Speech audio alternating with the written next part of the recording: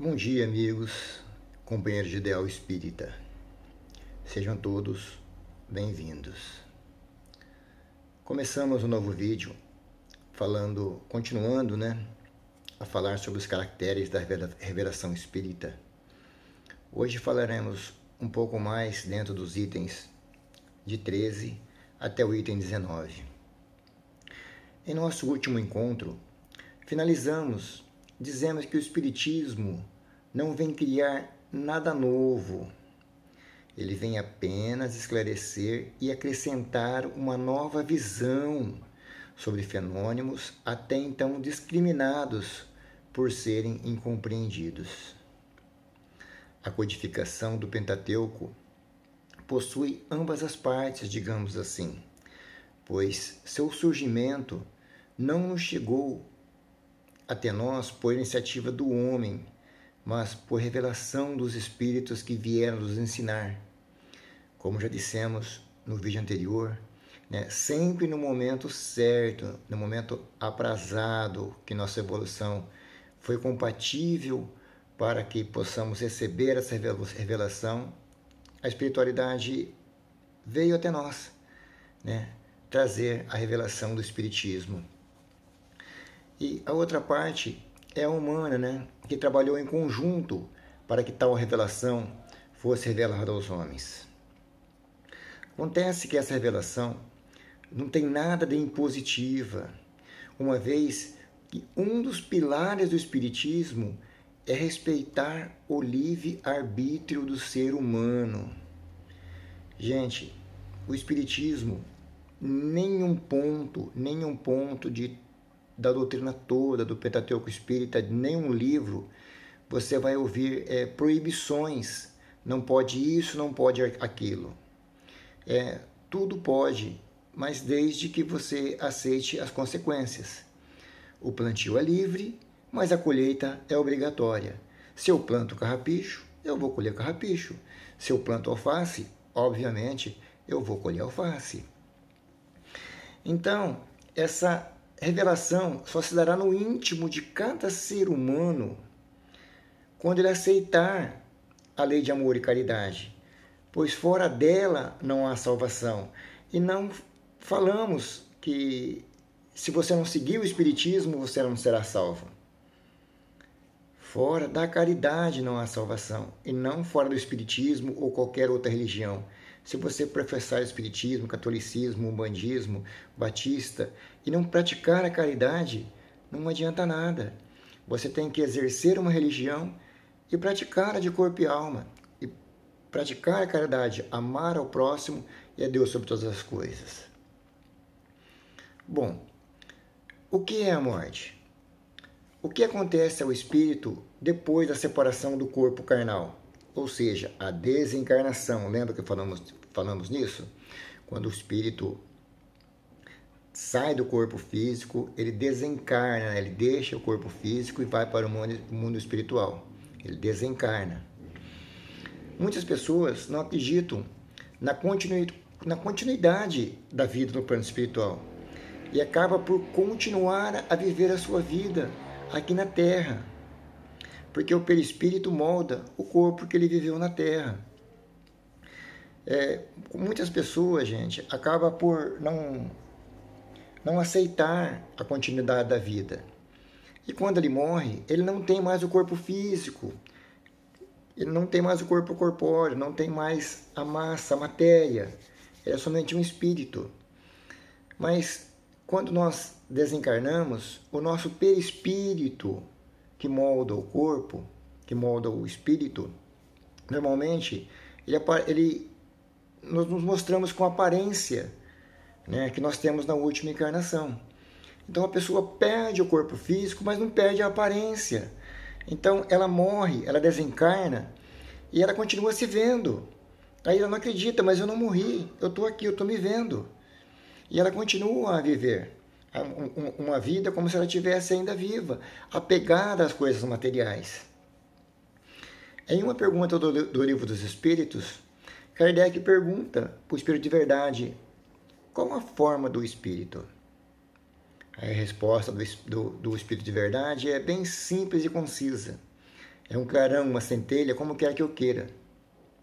O perispírito é que vem moldar a aparência do corpo físico com o que nós tivemos na Terra aqui.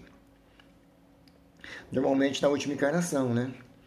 Então, quando o Espiritismo vem nos trazer informações desses espíritos que já não fazem mais parte do nosso plano terrestre, ou seja, que já desencarnaram, ele não vem colocar como leis, e sim como mensagens para que possamos analisar e tomar aquela mensagem por verdade ou não.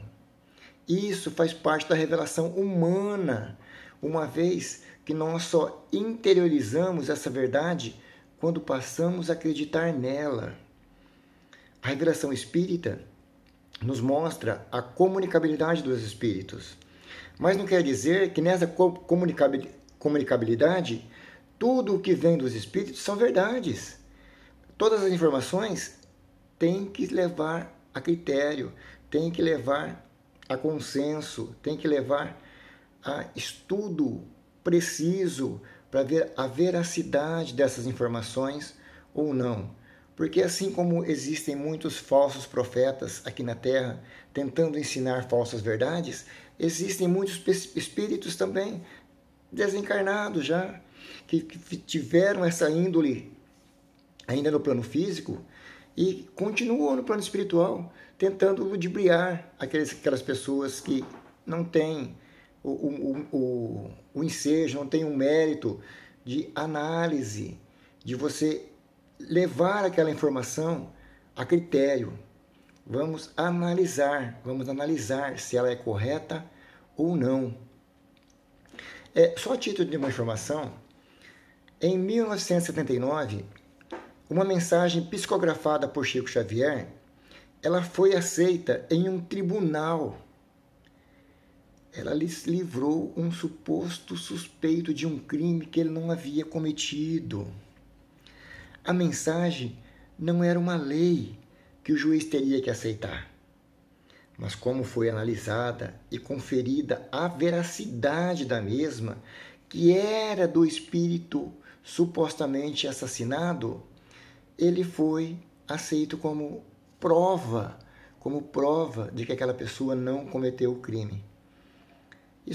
Essa informação pode ser verificada na internet, que se quiserem maiores detalhes, podem buscar informações que terão dados mais precisos de época, do juiz e tudo mais.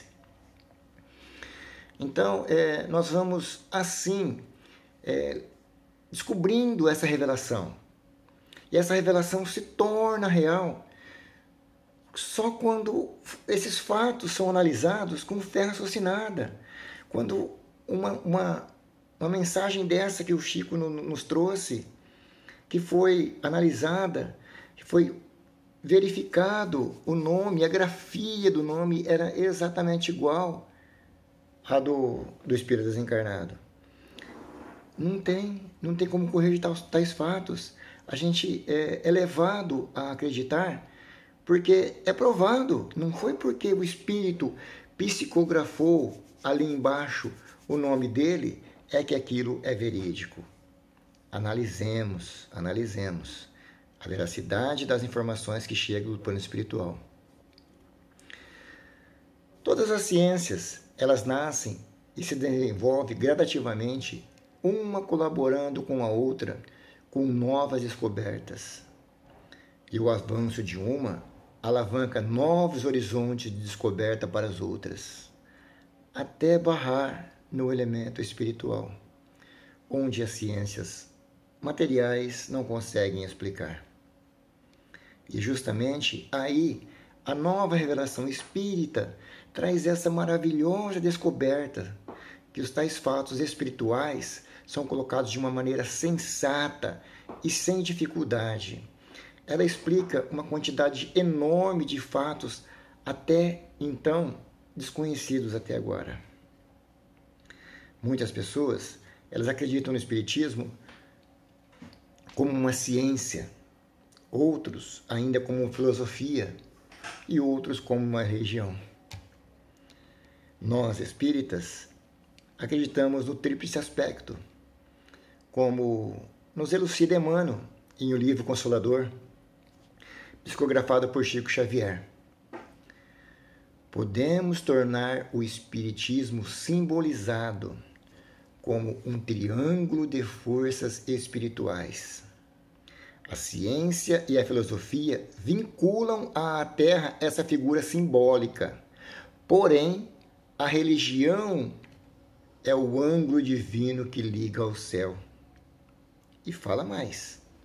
No seu aspecto científico e filosófico, a doutrina será sempre um campo nobre de investigações humanas, como outros movimentos coletivos de natureza intelectual, que visam ao aperfeiçoamento da humanidade.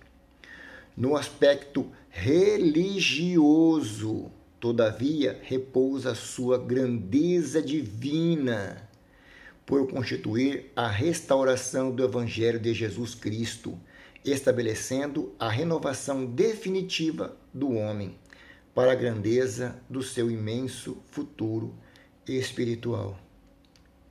Com este desfecho maravilhoso do benemérito amigo espiritual, vamos ficando por aqui. Desejamos que possamos ficar na paz de Deus e termos um bom dia pela frente.